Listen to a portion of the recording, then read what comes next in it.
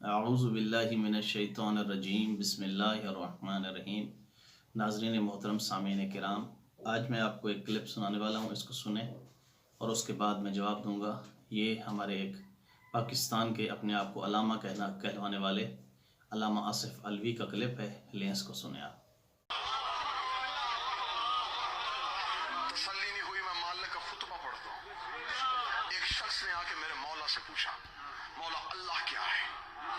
مولا نے فرمایا، کوفے والوں میرا اللہ ایسا ہے، کوفے والوں میرا اللہ ایسا ہے، کوفے والوں میرا اللہ ایسا ہے، کوفے والوں میرا اللہ ایسا ہے، کوفے والوں میرا اللہ ایسا ہے، کوفے والوں میرا اللہ ایسا ہے۔ علی توحید کی باتیں کر رہا تھا، یہ بندہ اٹھ کے کھڑا ہو گیا، اس نے کہا اے علی تو اللہ کی باتیں کر رہا ہے، تو نے اللہ دیکھا ہے؟ علی نے فرمایا، میں اسے سجدہ کرتا ہی نہیں جسے میں نے دیکھا نہ ہو، میں اسے جھکتا ہی نہیں جسے میں نے دیکھا نہ ہو، میں اسے سجدہ ہی نہیں کرتا جسے میں نے دیکھا نہ ہو۔ اتنا کہنا تھا، جہاں سے لے کے آخری کھڑے بھائی بزرگ تک جتنا مجمع موالیوں کا، حلالیوں کا، جو رزق علی کا کھاتے ہو، زندگی علی سے لیتے ہو، اولاد علی سے لیتے ہو، اپنے ہاتھوں کو علم عباس کی طرح ہوا میں لہراتے ہوئے نجف میں میرے مولا کو خراج پیش کرنا ہے۔ اس نے کہا، اچھا مولا، اگر تو نے اللہ دیکھا ہے، یہ دعویٰ آدم نے نہیں کیا، یہ دعویٰ نوح نے نہیں کیا، یہ دعویٰ ابراہیم نے نہیں کیا، یہ دعویٰ موسیٰ نے نہیں کیا، پہلی بار تو نے کوفے کے ممبر پہ کہہ دیا کہ تو نے اللہ دیکھا ہے۔ اگر تو نے اللہ دیکھا ہے، پھر ممبر پہ بیٹھ کے بتا وہ اللہ کیسا ہوتا ہے، اس اللہ کی آنکھیں کیسی ہے، اس اللہ کا چہرہ کیسا ہے، اس اللہ کے بال کیسے ہیں، وہ اللہ کیسا لگتا ہے۔ اللہ کا سر اٹھا، ادھر دیکھ، ایسا لگتا ہے۔ اور ایک ایسا بندہ جو اپنے امام کے اوپر جھوٹ بول رہا ہو، اور جھوٹ بھی ایسا نہیں اتنا سنگین کہ اپنے امام سے کہلوا رہا ہو شرک کی باتیں۔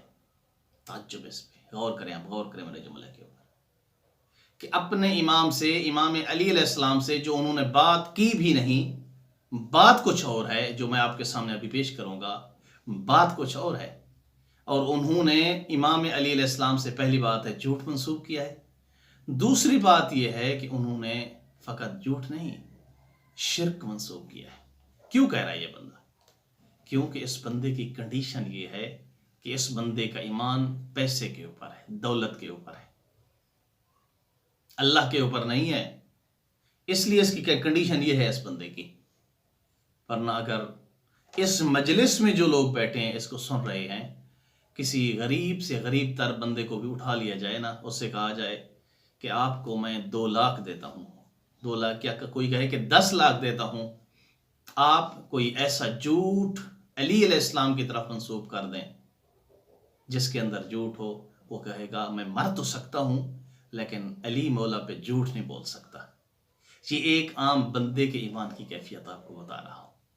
اور بندہ اپنے اوپر علامہ لکھوائے اور اتنے بڑے بڑے دعوے کرے، مراجع کو گالیاں دے، اور علم کی کنڈیشن یہ ہو کہ نہج البلاغہ کا صحیح خطبہ غلط انداز میں پیش کر دے۔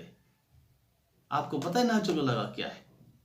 ایک سنی عالم دین، مختصراً واقعہ ذکر کرتا ہوں، ابن ابی الحدید المعتزلی، وہ اپنی کتاب، انہوں نے شرح لکھی ہے اس کے اوپر، وہ لکھتے ہیں کہ جب اسے پوچھا گیا کہ تم ادب میں، عربی ادب میں اس قدر اوپر چلے گئے ہو، کون سی چیز ہے جو آپ کو اس قدر اوپر لے آئی ہے؟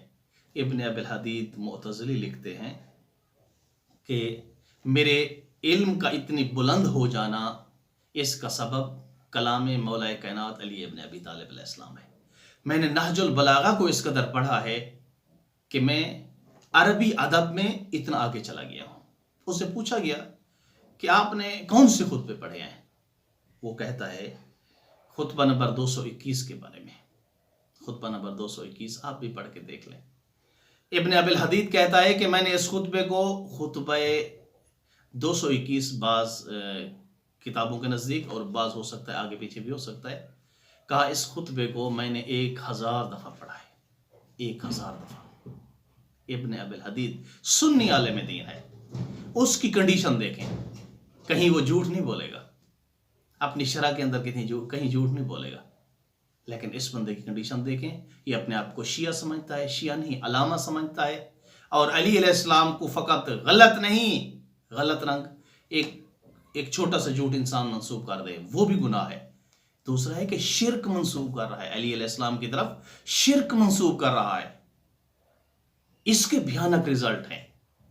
ابن ابی الحدید کہتا ہے کہ میں نے مولا کائنات کے اس خطبے کو 1000 دفعہ پڑھا ہے, اور ہر بار اس خطبے نے میرے اندر ایک نئی لہر دی ہے, نئی وحشت پیدا کی ہے, نیا خوف طاری کیا ہے, نئی معرفت عطا کی ہے اس خطبے نے.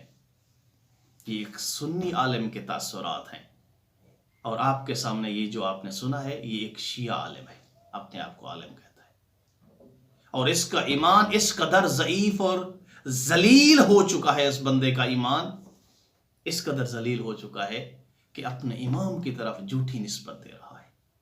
العیاذ باللہ, العیاذ باللہ.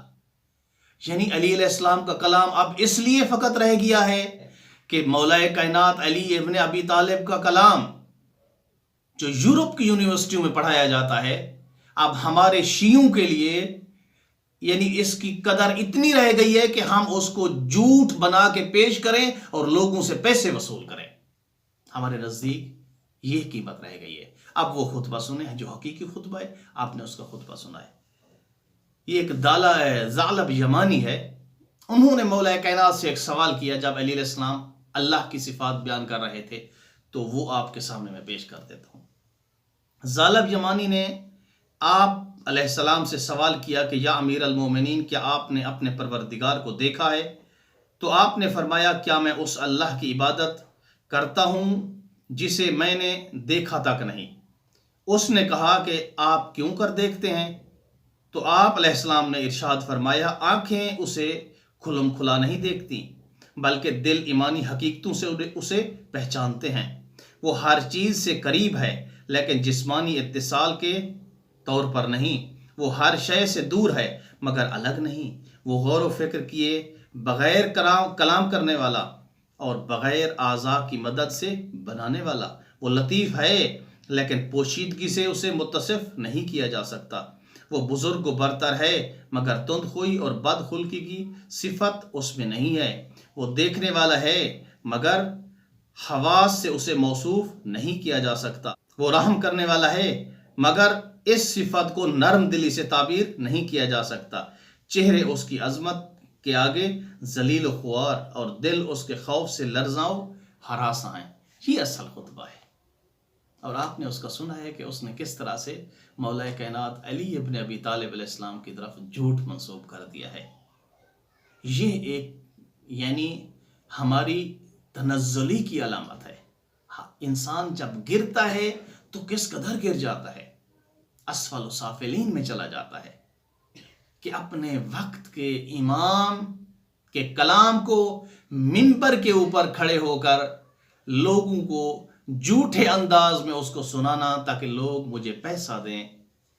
اس بندے کے ایمان کا آپ کیا اندازہ کریں گے؟ دعا ہے کہ اللہ تعالیٰ ان لوگوں کو ہدایت دے. والحمدللہ رب العالمین.